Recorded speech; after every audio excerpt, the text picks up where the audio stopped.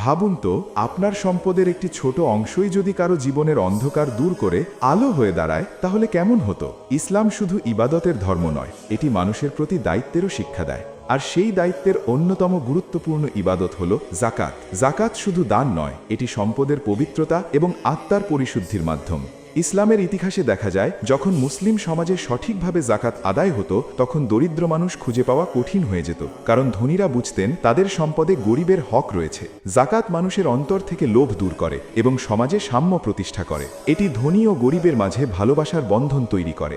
আল্লাহ প্রতিশ্রুতি দিয়েছেন, যিনি তার পথে ব্যয় করেন তার সম্পদ কমে না, বরং বরকত বৃদ্ধি পায়। অনেক সময় আমরা ভাবি দিলে হয়তো কমে যাবে, কিন্তু সত্য হলো, যা আল্লাহর জন্য দেওয়া হয় সেটাই চিরস্থায়ী হয়ে থাকে। আজ আমাদের সমাজে অনেক মানুষ কষ্টে দিন কাটাচ্ছে। হয়তো আপনার জাকাতই কারো নতুন জীবনের শুরু হতে পারে। তাই নিজেকে প্রশ্ন করুন, আমরা কি শুধু সম্পদ জমাচ্ছি, নাকি আল্লাহর সন্তুষ্টিও অর্জন করছি? ভিডিওটি ভালো লাগলে লাইক, কমেন্ট ও সাবস্ক্রাইব করতে ভুলবেন না।